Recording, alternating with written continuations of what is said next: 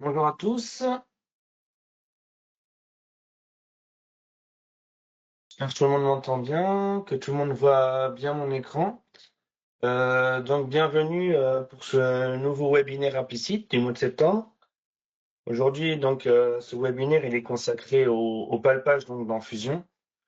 L'idée pour ceux qui avaient déjà vu le webinaire palpage de l'année dernière, c'est de reprendre un peu toutes les possibilités de fusion en palpage et notamment de vous montrer les nouveautés qui ont été intégrées en fin 2024 et début 2025.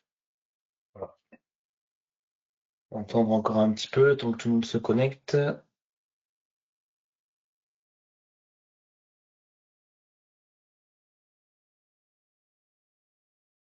Ok, donc ça a l'air tout bon.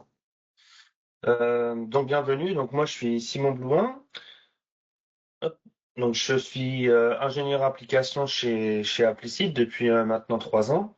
Donc je fais de la formation et également du support technique sur PowerInspect et sur Fusion en CAO et FAO. Mon profil il est plutôt orienté usinage, donc j'ai une quinzaine d'années d'expérience en usinage, notamment en programmation, principalement sur du tournage, décolletage et un peu de fraisage, et notamment mes 4 dernières années en fabrication additive métal.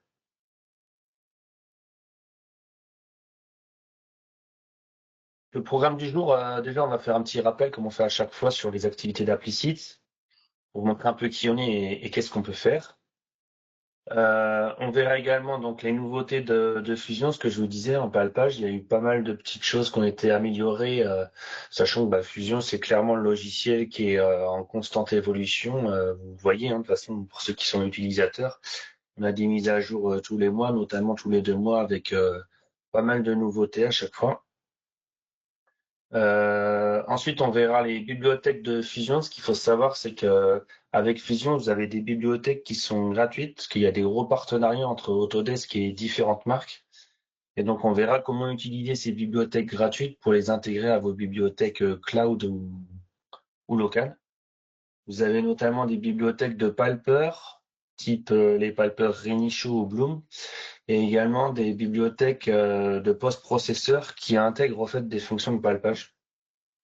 C'est indispensable au fait pour pouvoir utiliser une fonction de palpage, c'est que votre post-processeur ne doit pas seulement être personnalisé pour faire du fraisage, mais il doit aussi intégrer des fonctions de palpage. Donc ensuite, on verra les différentes fonctions de palpage. Le premier, celui que tout le monde peut faire normalement, mais avec un fusion de base, c'est le palpage d'origine. On verra tout ça. On peut palper une origine aussi bien sur un brut que sur une pièce déjà usinée ou finie. Ensuite, pour les gens qui ont l'extension machining, ça va leur permettre beaucoup plus de fonctions de palpage, notamment le palpage géométrique qui va permettre, par exemple, de mesurer un cylindre et de pouvoir comparer au fait le théorique au réel.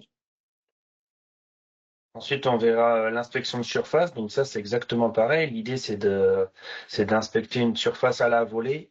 Et l'avantage par rapport à un palpage géométrique où là, on va faire des fonctions de base, des plans, des cylindres, des cercles, etc., des distances entre plans.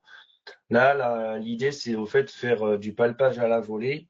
C'est un peu pour les gens qui connaissent PowerInspect, issu de PowerInspect, et de pouvoir palper de la forme.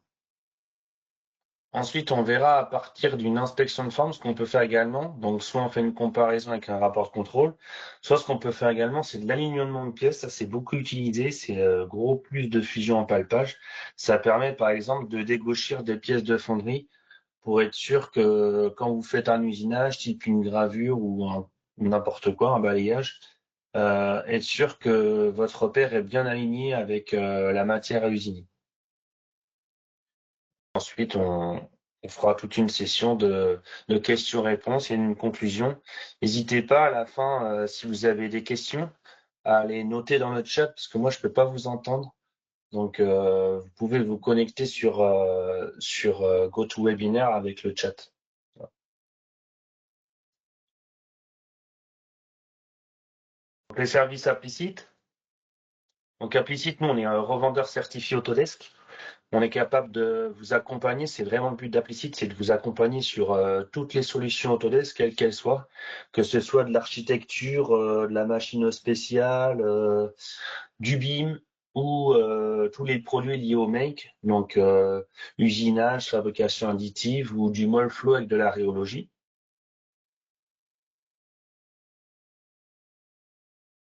Un petit rappel sur le support technique, donc ça c'est quelque chose qu'on vend beaucoup à nos clients. L'idée au fait, c'est dès que vous avez une problématique sur un logiciel ou même une installation, vous avez une plateforme dédiée, vous créez votre ticket et vous avez l'assurance d'avoir un technicien qui vous rappelle dans les plus brefs délais pour solutionner votre problème.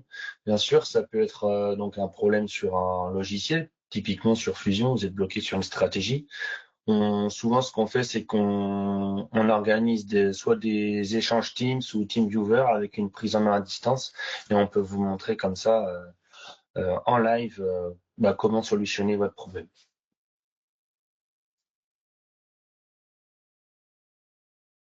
Un petit point sur le site Applicite, n'hésitez pas à aller faire un tour. Il y a deux rubriques qui sont vraiment intéressantes pour vous. Donc la première, c'est la rubrique événements.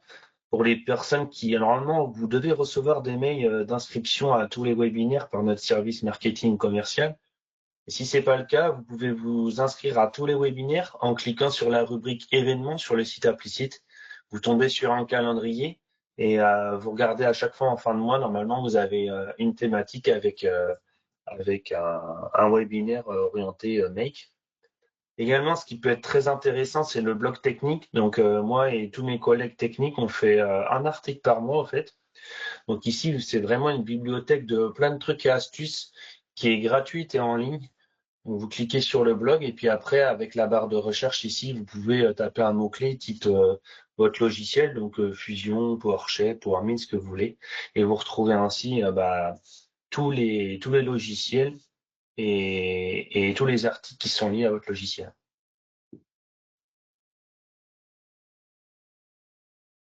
Ici, vous avez une visu sur tous les webinaires qu'on va faire et qu'on a déjà fait en 2025. Donc là, ce mois-ci, donc septembre, on est sur les possibilités d'inspection au Palper 3D sur Fusion. Le mois prochain, un webinaire orienté PowerShape. Et ensuite, en fin d'année, vous aurez deux autres webinaires orientés Fusion. Le premier, c'est pour montrer la passerelle sur Fusion entre la CAO et la FAO. Et la dernière, en fin d'année, c'est pour tous les trucs astuces, les nouveautés qu'il y a eu dans l'année, etc. N'hésitez pas, s'il y a des thématiques qui vous intéressent, que vous souhaitez recevoir les replays, il n'y a aucun souci. Vous contactez votre commercial attitré, vous lui faites part de votre souhait par mail et puis on vous enverra tout ça. Donc ici, vous avez tous les webinaires FAO qu'on a fait en 2024. Idem, s'il y a des thématiques qui vous intéressent, sur lesquelles vous voulez souhaiter récupérer au fait les enregistrements, on peut vous les envoyer. Vous recevrez un lien YouTube. Alors, ici, c'est pour vous montrer les nouveautés sur Fusion Palpage en fin 2024 et début 2025. Donc, il y a eu des petites choses quand même qui sont arrivées en 2025, notamment en janvier. Ils ont rajouté, quand vous faites un palpage de cylindre, l'ajustement circulaire et l'ajustement cylindrique. Ça permet par exemple de voir un défaut de circularité d'un cercle, par exemple pour voir si vous mettez une tolérance sur votre diamètre et ça permet de vérifier si il est bien circulaire, une tolérance de circularité. Il n'y a pas de la déformation. Et pareil pour un cylindre, vérifier sa conicité et également si votre cylindre est bien normal au plan de référence pour vérifier que vous n'ayez pas percé en travers, par exemple.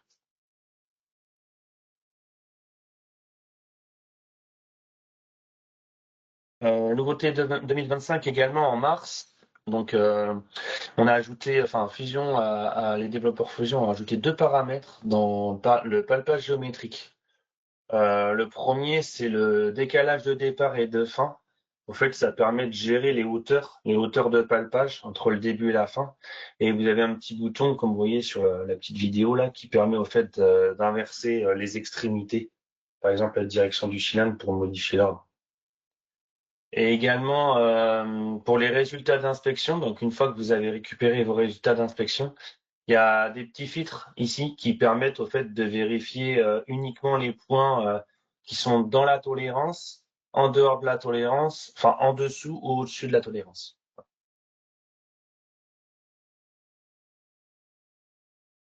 Ça permet de filtrer.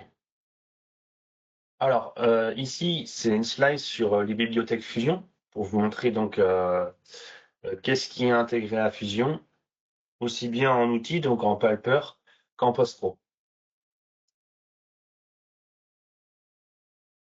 Donc, quand vous allez sur votre Fusion, attendez, je peux vous montrer directement sur Fusion, ce sera peut-être plus simple. Vous avez différentes bibliothèques. Hop, je vais passer sur le logiciel. Tac, voilà. Donc ici, on est bien en fabrication. Dans votre onglet bibliothèque d'outils, vous avez donc la bibliothèque. Oh, c'est en train de charger, pardon. Vous avez les bibliothèques de distributeurs qui vont vous permettre de récupérer toutes les grandes marques, marques principales du marché, aussi bien en outils coupons, donc fraises, forêt, etc., que en palper, pardon. Donc, par exemple, ici, vous voyez, on va avoir les, hop, ici, on va avoir les blues, donc tous les palpers blue. En cliquant dessus, bon, donc déjà, vous voyez, vous avez un aperçu avec les diamètres. Donc là, par exemple, j'ai un palper de diamètre 5 avec une tige de 100. Et à droite, vous avez l'aperçu du palper. Donc ça, c'est les blues. Rien ne vous empêche après d'en prendre un, de le copier, de le modifier, hein. Si vous voulez personnaliser votre palper, c'est tout à fait possible. Et ensuite, ici, vous avez également les Renichaux que je vais trouver. Pardon.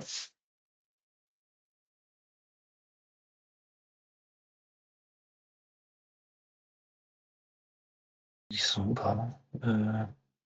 Pour lui mettre le filtre. Pas peur. Voilà. Ici.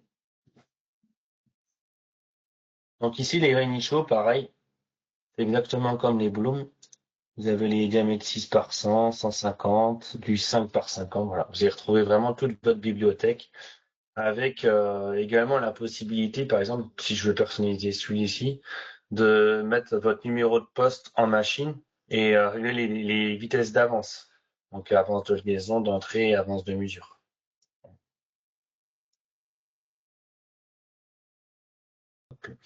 Donc tout ça, en fait, ça communique avec le tableau que vous avez ici euh, sur kamotodesk.com, en fait, qui répertorie toutes les bibliothèques que vous pouvez avoir dans Lambda Tools.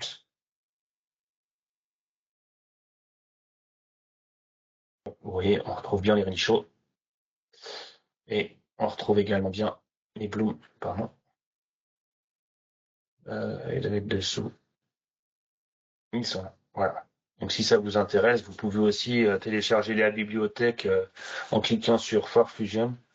En cliquant directement ici sur ce site, vous aurez une bibliothèque au format .json qui va se télécharger et vous pouvez ensuite la réintégrer à votre bibliothèque Fusion en cloud ou en local.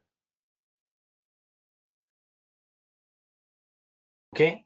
Donc ça, c'est pour tout ce qui va être Palper.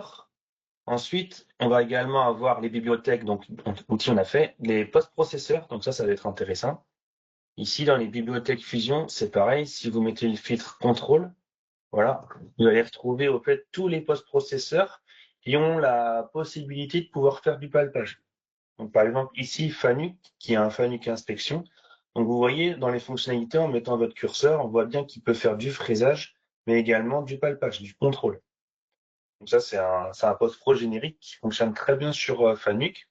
On a le même pour Edenheim, pour les gens qui font du Edenheim, avec les TNC, les 530, les 620, les 640.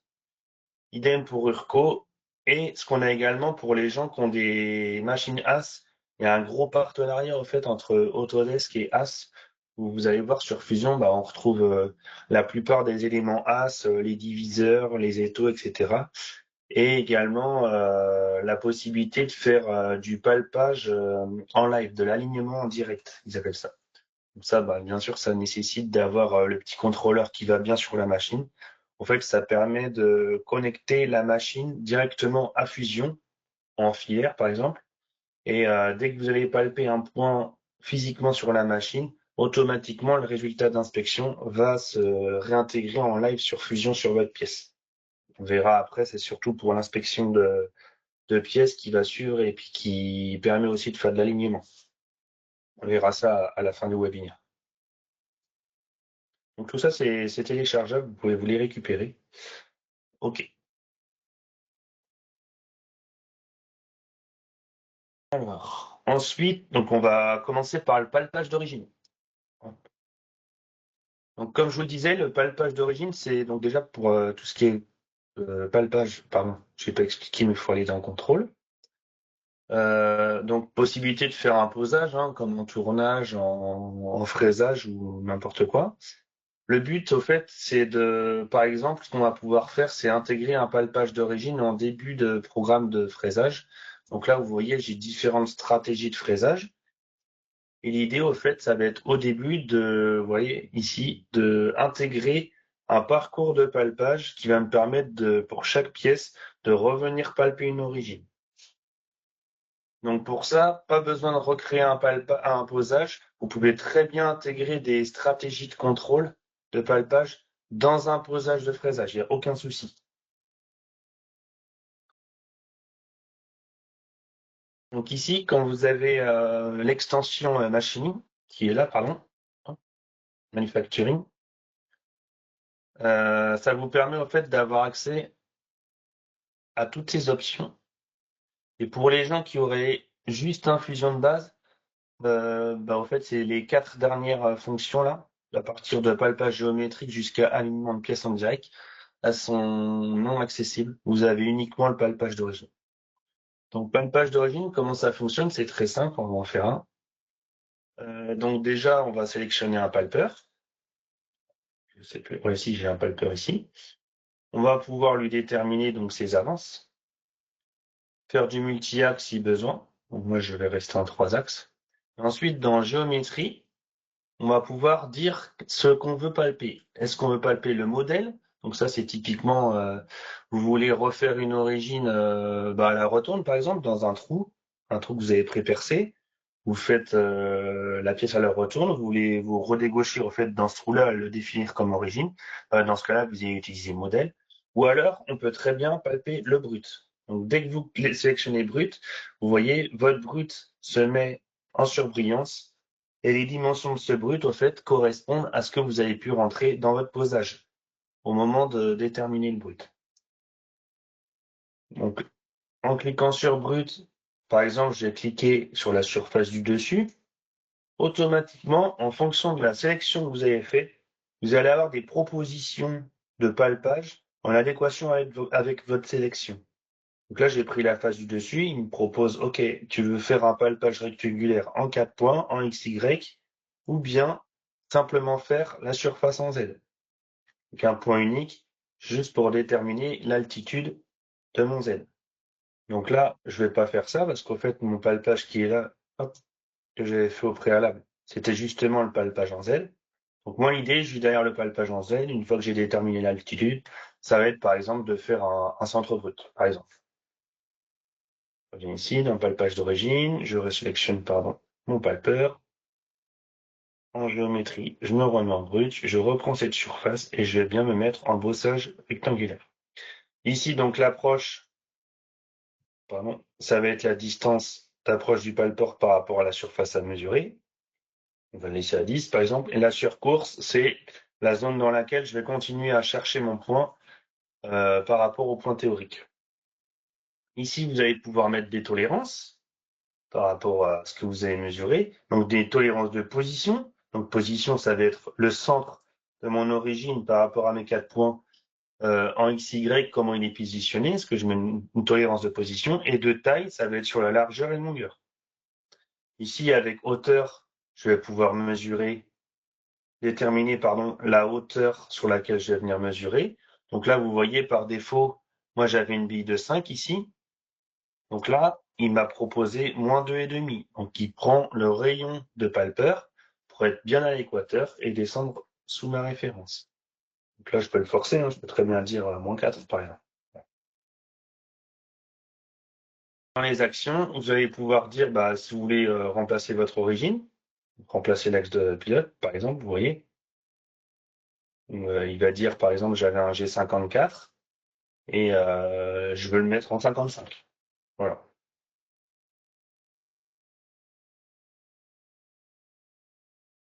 Si je suis hors de la position par rapport à mes tolérances, je peux très bien afficher un pop-up et dire j'arrête la machine.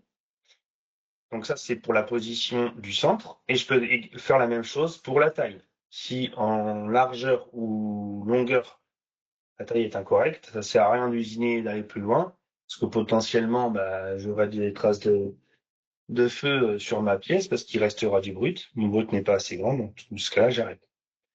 Et on peut également imprimer les résultats. Donc ça, au fait, ça va permettre d'écrire un fichier de résultats sur votre scène, un fichier texte.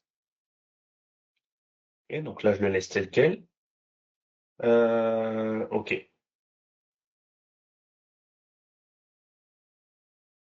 Donc ma stratégie arrive ici. Il suffit juste de la repositionner. Voilà. Donc là, je veux dire que c'est pas le page d'origine en Z, par exemple. Ici, pas le page d'origine, centre pièce. Maintenant, je vais pouvoir simuler ces deux stratégies, par exemple, avec une machine.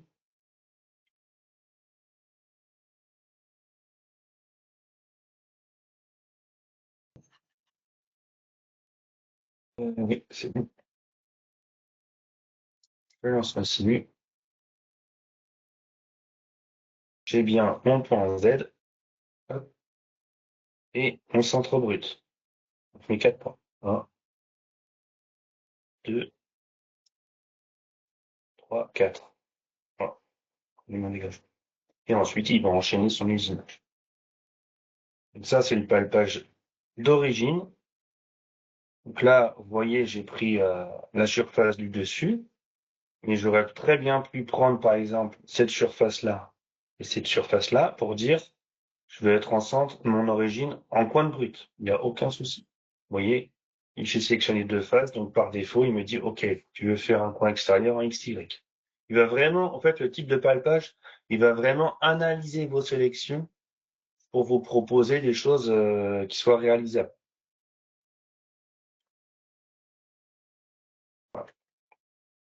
Voilà. Donc ça, c'est le palpage d'origine. Ici, on retrouve du palpage d'origine aussi, donc centre brut, dessus du brut, centre coin. On peut faire également, bah, on pourrait prendre ces quatre surfaces-là et se mettre en, en centre du carré.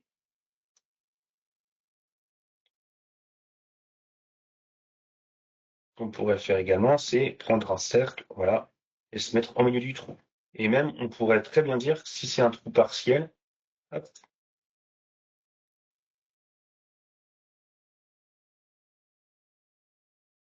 sélectionner uniquement 3 points et revenir avec le petit curseur, repositionner mes points. Tout à fait réalisable. Ça peut être un trou partiel comme ceci, ça peut être également un trou partiel comme celui-ci, avec un îlot central qu'il faut dégager. Donc si je prends cette surface-là, on voit qu'il propose le trou XY avec un îlot en Z. Donc à chaque fois, j'aurai bien mon dégagement en Z.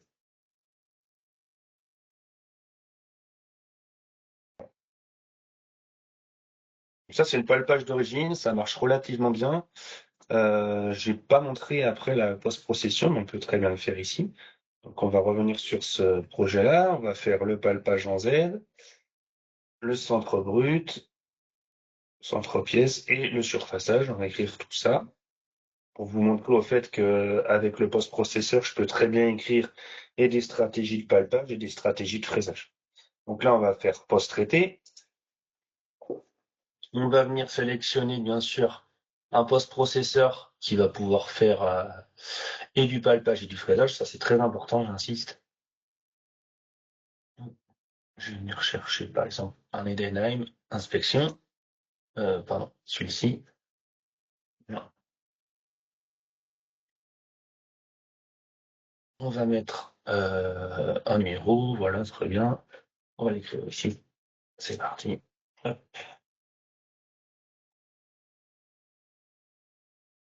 Donc là, je retrouve bien mon appel de palpeur, mon palpage d'origine en Z, la déclaration d'origine avec mon cycle def 247, donc j'appelle bien mon origine 54.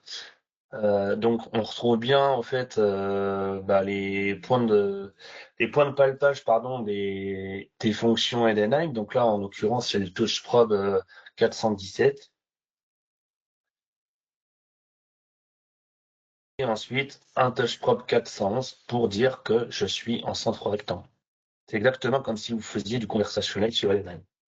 Et derrière, ma stratégie de surfaçage qui va bien.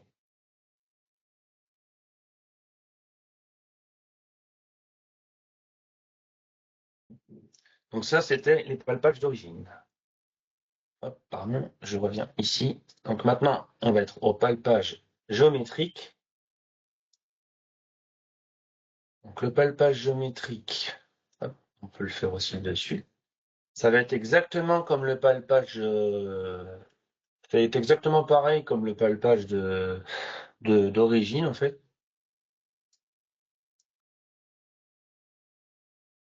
Sauf qu'on va venir en fait mesurer des éléments qui ont été usinés pour vérifier par exemple leur conformité. Donc on va venir choisir notre outil. On peut choisir du multi-axe également. Et on va venir choisir la géométrie. Donc là, par exemple, je vais prendre ce trou. Hop.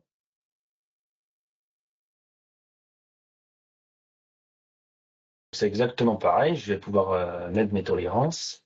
Sur mes hauteurs, par exemple, je suis à 6.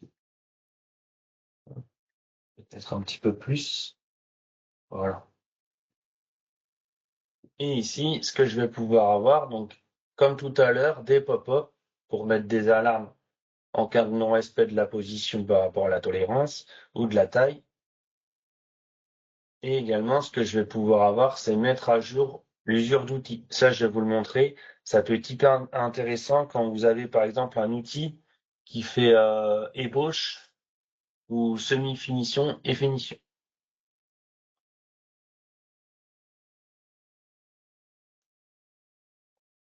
Je débauche. Voilà. Donc là, j'ai mon palpage de mon serpent. Palpage géométrie, je les retourne. Maintenant, ce que je vais faire, je vais venir palper, par exemple, en cylindre, ici. Et là, ce que je vais dire, c'est que je ne veux pas uniquement un cercle. Donc ça fait partie des petites options qu'ils ont rajoutées, ce que je vous disais tout à l'heure en 2025. C'est l'ajustement circulaire. Donc ça, au fait, c'est je palpe, pardon, on va mieux ici. Je palpe uniquement suivant un cercle, suivant un plan bien donné. Ce que je peux faire également, c'est vérifier un cylindre. Hop. Là, vous voyez, je vais avoir différents cercles sur 3 hauteurs différentes. Je peux très bien régler ici. Je peux dire, bah, au fait, je vais faire 4 couches et je veux à chaque fois 6 points par hauteur. On retrouve bien nos 6 points vus de dessus. On retrouve bien nos 4 hauteurs correspondent aux couches. Donc là, on a une répartition qui est circulaire. Je peux très bien lui faire une répartition en colimaçon avec un hélicoïdal, par exemple. Où là, je vais avoir un balayage sur toute la hauteur de mon cylindre en hélicoïdal. C'est deux façons. Donc ça, c'est les décalages de hauteur, ce que je vous disais aussi, qui a été rajouté en 2025. Donc là, par rapport au début ou par rapport à la fin, j'ai un décalage de 3. Si je mets 5, vous allez voir la différence. 5 et 5, voilà. Donc là, par rapport au bas, j'ai 5, et par rapport au haut, j'ai 5. Et je peux aussi, si je mets une valeur 2, je peux très bien inverser les extrémités. Hop. Donc là, du coup, je me retrouve avec 2 en haut et 5 en bas.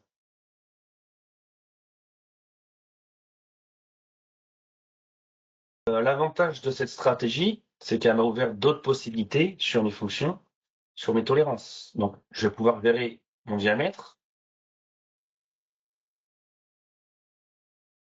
sur le haut de mon diamètre ou sur le bas de mon diamètre. Si j'ai de la conicité, je peux le gérer comme ça. Et ça, la forme, ça va être l'écart acceptable de circularité, pardon.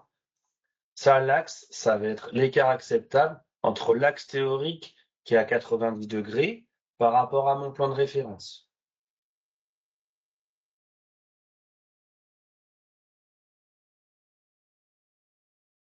Voilà, donc là, toujours pareil, on peut afficher un pop-up si jamais la surface n'est pas bonne.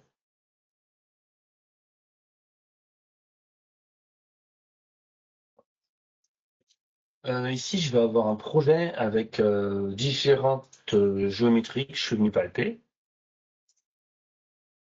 Donc là, au fait, imaginez, je suis venu usiner toutes ces poches, toute la pièce, et à la fin, je vais simplement faire avec mon palpeur, avant de démonter la pièce, du palpage d'inspection pour vérifier toutes mes différentes dimensions et vérifier que je sois bien dans la tolérance. Donc là, au début, c'est une largeur, enfin une longueur plutôt, les différents diamètres pour vérifier les dimensions de chaque diamètre. Pareil, les largeurs, etc. Donc là, imaginez tout ça, je suis venu le programmer. Ensuite, je génère mon programme de palpage. On peut le faire ensemble, hein. Ça, on va le post-traiter. Donc, on va générer un programme de palpage avec un post-pro qui va bien. Ensuite, on va lancer ça sur machine et ça va nous créer, au fait, à la fin de la mesure, un fichier de résultat. Il va s'intégrer dans la CN à la racine de la mémoire. En fait, on va avoir un dossier de résultats qu'on va créer sur votre CN. Dans ce dossier de résultats, ensuite, je vais récupérer mon fichier de résultats que je vais devoir réimporter dans Fusion.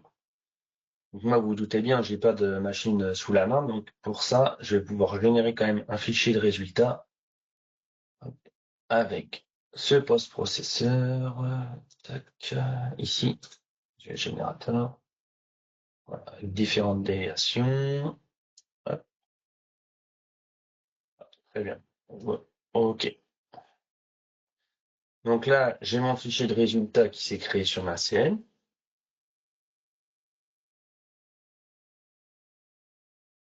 Maintenant, ce que je vais faire, c'est que je vais venir importer les résultats d'inspection. Donc là, en faisant ça, je vais d'abord aller sélectionner mon fichier de résultats.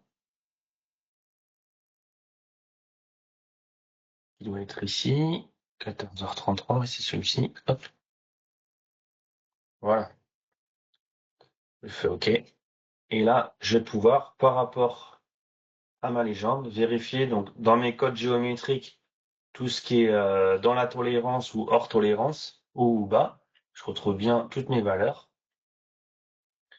Et ici, j'avais également, alors j'avais pas fait que du palpage géométrique sur ce projet-là, il y a aussi de l'inspection de surface, c'est ce que je voulais vous montrer après. Vous voyez par exemple ces petits points-là, je vais pouvoir pareil voir avec des cylindres ce qui est au-dessus de la tolérance, donc potentiellement original, ou en dessous de la tolérance, qui est potentiellement foutu, quoi. Voilà. Donc à la suite de ça, ce que vous pouvez faire aussi, c'est un rapport d'inspection. Cliquez dessus, ça va vous générer au fait une page PDF que vous pouvez enregistrer sur votre cloud ou sur votre PC. On va mettre ici par exemple. Voilà. Donc ça me génère bien mon fichier en PDF avec un imprimé écran de votre pièce. Donc avant de cliquer sur le bouton rapport de contrôle, pensez bien à orienter votre vue CAO, parce qu'au fait ça va faire comme une capture d'écran. Important.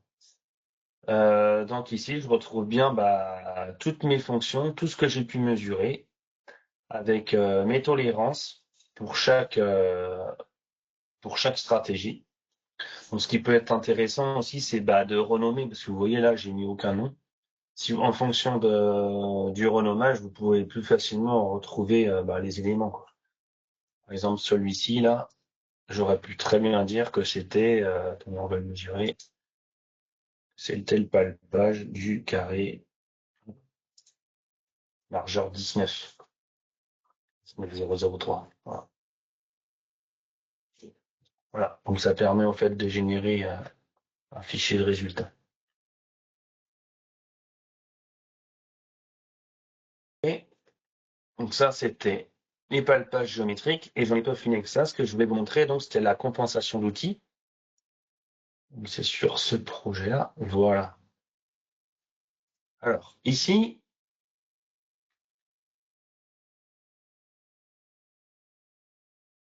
imaginons que cette pièce, c'est une pièce à forte valeur ajoutée, c'est une pièce unitaire, j'en ai qu'une à faire, j'ai pas le choix, il faut absolument qu'elle tombe bon du premier coup. J'ai pas de pièce de réglage, donc ce que je vais faire, au fait, c'est que ma fraise qui va faire la finition, je vais d'abord lui programmer une semi-finition. Donc, vous voyez, c'est la fraise de taille diamètre 16. Donc, je fais d'abord, alors le trou au final, pardon, il fait 44,45 hachette. Et je vais d'abord lui faire une semi-finition à 44,30. Donc, je suis censé avoir 15 centièmes de surépaisseur. Et ce que je vais faire, au fait, une fois que j'ai usiné la semi-finition, je vais venir mesurer cette surépaisseur de 15 centièmes pour vérifier si entre le théorique et le réel, j'ai bien ces 15 centièmes. En fonction du résultat que je vais obtenir en palpage, Fusion il va être capable au fait de créer un offset pour compenser en automatique votre tableau outil dans la machine. Donc là, j'ai fait mon alésage. Ensuite, je vais faire un palpage géométrique. On peut entrer dans la fonction, voilà.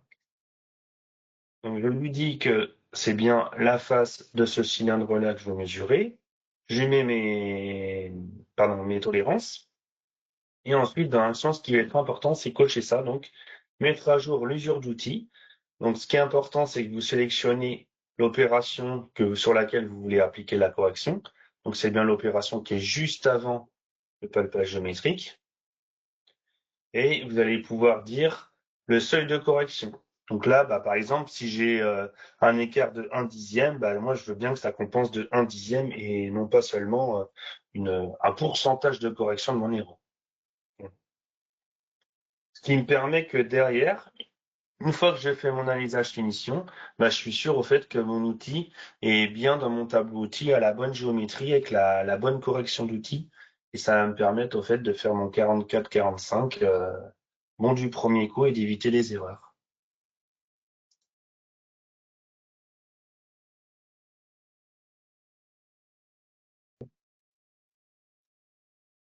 Voilà pour ça. Alors, ce qu'on va voir maintenant, c'est l'inspection de surface. L'inspection de surface, comme je vous disais, c'est de l'inspection à la volée.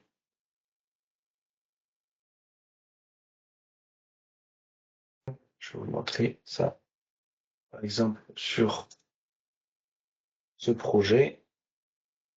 Donc l'inspection de surface, c'est vraiment plus dédié à de la pièce de forme, type du moule.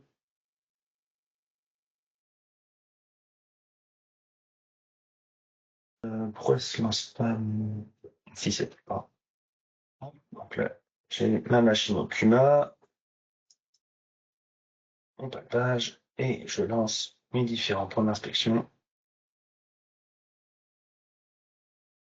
Vous voyez, ça, c'est des points que je suis venu au fait au clic. On va mettre la machine en transparence. On va pas afficher la base. Voilà.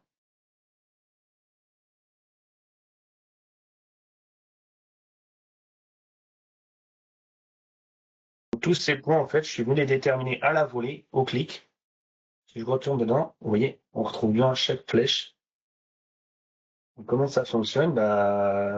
Vous sélectionnez toujours votre palpeur avec ses avances, si vous voulez être en multi-axe ou pas. Et ensuite, dans la géométrie, c'est au clic, en fait. Donc là, si je voudrais rajouter des points ou même en enlever, si par exemple, je vais enlever celui-ci, je fais CTRL, je reclique dessus et hop, j'avais 16 points, j'en ai plus que 15. Je peux très bien lui dire maintenant, je rajoute un point ici, que je peux déplacer ensuite comme je veux. Également ici, ici, voilà. Ensuite, dans l'ordre de palpage, vous voyez, ça c'est des points que je suis venu rajouter après. Je suis pas obligé de suivre l'ordre de sélection. Vous voyez, je vais avoir des croisons dans tous les sens. Je peux très bien lui dire, t'optimises le déplacement ici. Donc là, c'est du palpage à la volée. Je viens de sélectionner mes points comme ça. C'est moi qui manuellement vais venir positionner mes points de palpage. Je sélectionne toujours pareil, des tolérances. mes hauteurs. Donc là, les hauteurs, c'est uniquement du retrait, du dégagement, parce qu'au fait, les hauteurs de palpage, c'est vous au clic qui les avez déterminées. Et dans les actions, toujours pareil, je peux très bien dire, s'il y a un point qui est en dehors de la position, tu arrêtes la machine et tu mets un pop-up.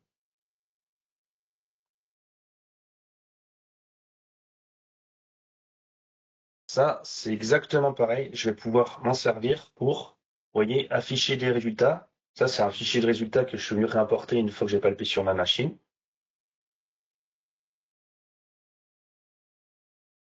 Et ici, hop, euh, pardon, inspection de forme, je vais afficher les résultats.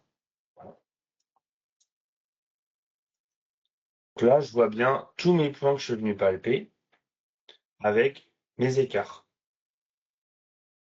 Donc là, je pense que j'avais mis une tolérance, je sais plus, à plus ou moins un dixième. Voilà, c'est ça. Donc tout ce qui est en dessous de plus ou moins un dixième est en vert dans la tolérance. Et tout ce qui est au-dessus ou en dessous est en bleu ou en rouge en fonction de ma légende ici.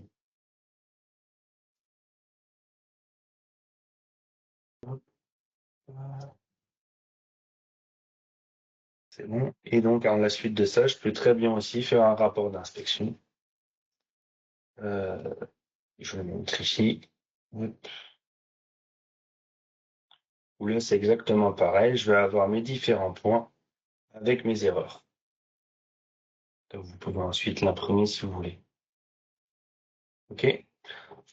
Donc, le principal intérêt de ça, au fait, souvent, ça va être ensuite de venir. Ça pourrait être une pièce de fonderie qui serait déjà pré-usinée. Donc, si c'était le cas, ce que j'aurais pu faire ici, avant de faire mon usinage finition, c'est de mettre juste avant ici. Hop. Et donc, comme je sais que c'est une pièce qui a déjà été usinée avec une ébauche, ici, je peux très bien lui dire que j'ai un décalage de surface. Donc, je suis pas à la position finale, j'ai un décalage, j'ai une surface de dixième, par exemple. Voilà. Comme ça, tout ce que je vais venir contrôler, chaque point va prendre en compte cette surépaisseur de peau de 2 dixièmes. Et ensuite, derrière, ce qu'on peut faire, c'est aligner la pièce. Imaginons que vous l'avez montée pas tout à fait droite. Donc là, j'arrive maintenant sur la dernière rubrique, hop, qui est l'alignement de pièces.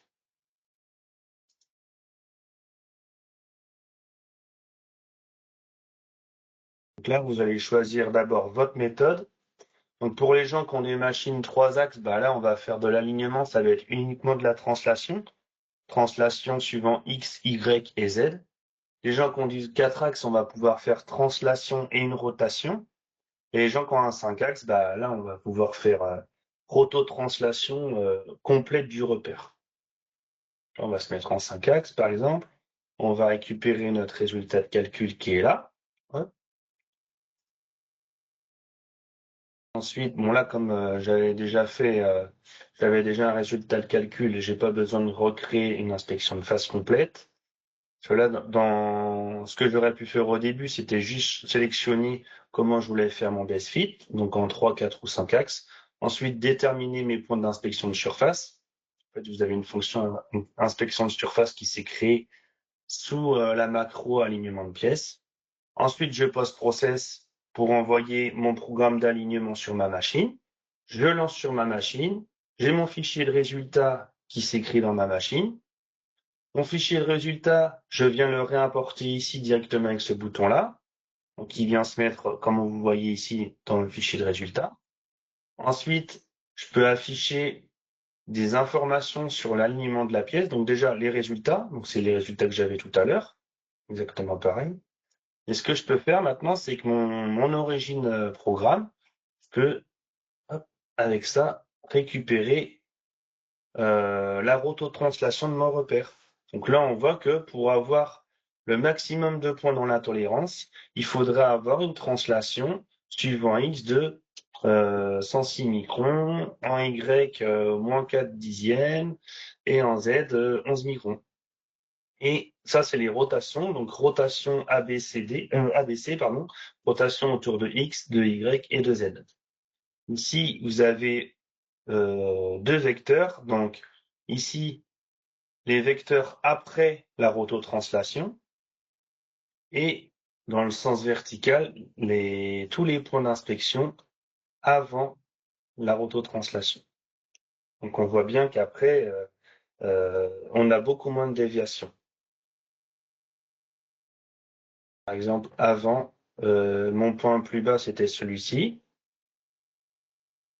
En cliquant sur chaque point aussi, je peux récupérer mes valeurs. Vous voyez, chaque point.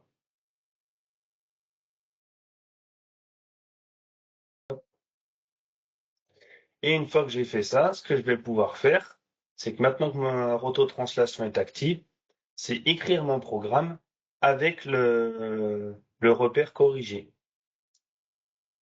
Donc là, je resélectionne par exemple mon programme Edenum Inspection, très bien, qui va pouvoir faire et du fraisage et du palpage.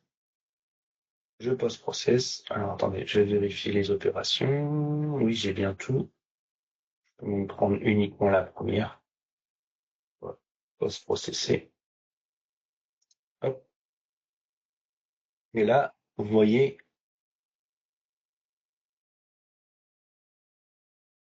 j'ai bien mon appel d'origine G54 avec, au fait, les valeurs. Vous voyez, j'avais 0,14 suivant, donc là, c'est suivant les X, pardon, suivra. Et au fait, j'ai une combinaison pour le X et le Y. Donc là, au fait, suivant l'A, sur le berceau, j'ai une rotation de 0,14 et en C de 16.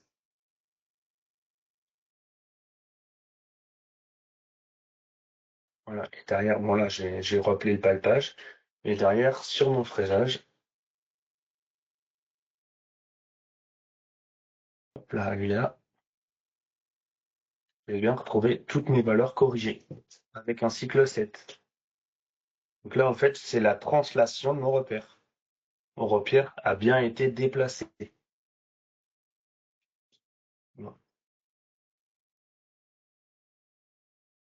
Ça peut être très intéressant sur un projet comme celui-ci, par exemple. Vous voyez? Donc là, en fait, c'est euh, une petite pièce de vélo, au fait, que je vais venir, une petite potence sur laquelle je vais venir faire une gravure. Donc, ce qui est super important, c'est que ma pièce soit parfaitement alignée. Imaginons en vue de dessus, si je l'avais pas très bien alignée, elle serait un peu tordue comme ça, autour du C, et puis on va dire un peu tordue aussi également comme ça. Si je lance une gravure telle quelle, d'un côté, j'aurai une gravure qui serait énorme en profondeur et de l'autre côté, quasiment nulle, voire même inexistante.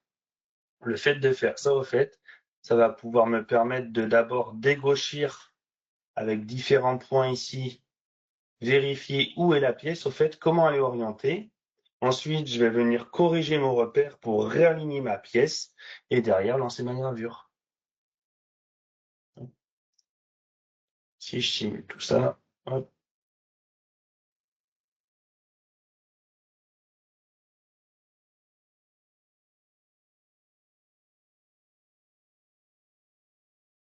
allez.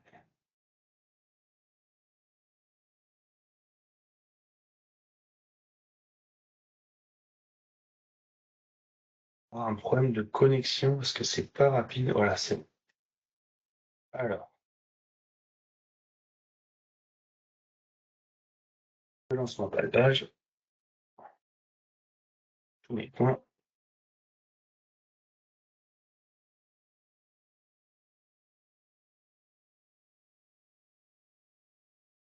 Voilà, j'écris mon fichier de résultat et ensuite je viendrai faire ma gravure.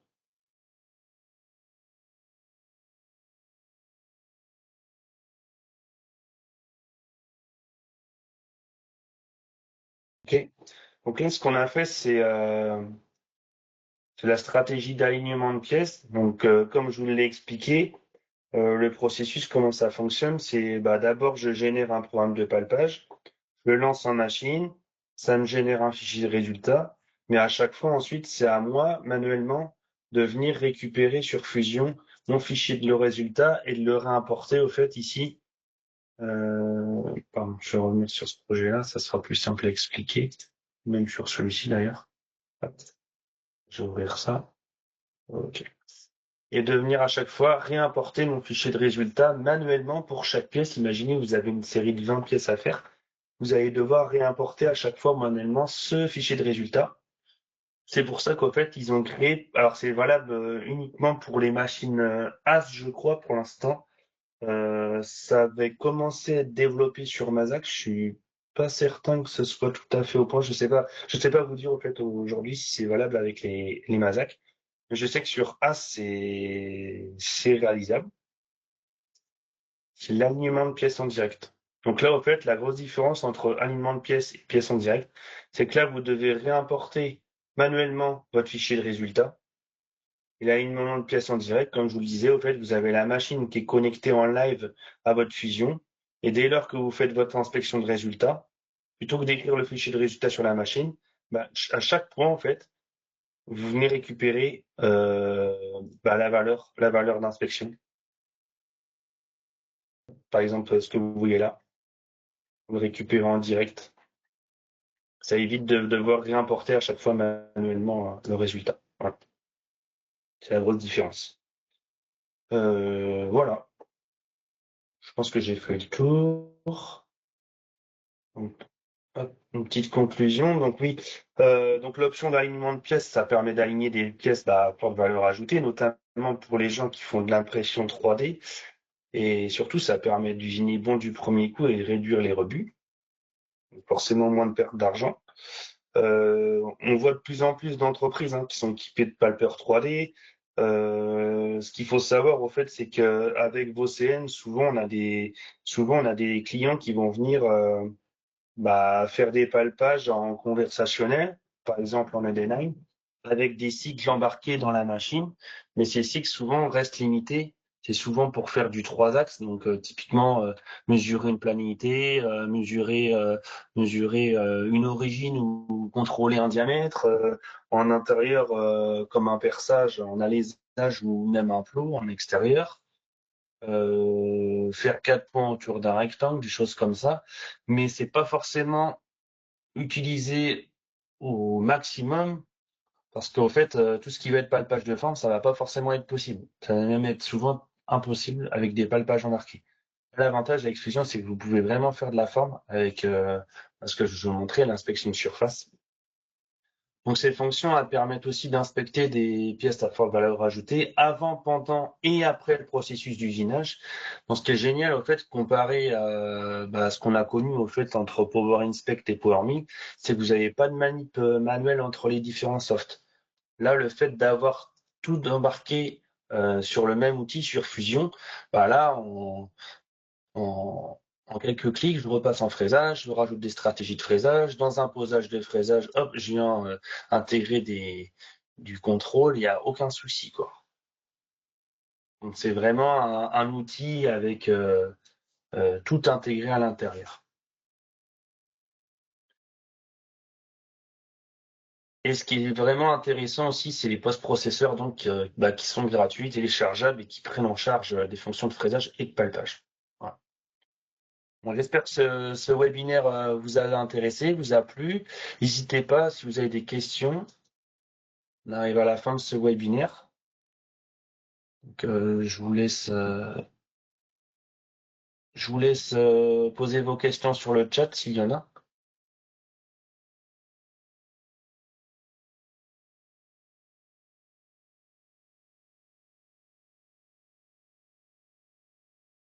Attends, je vais avoir repris question.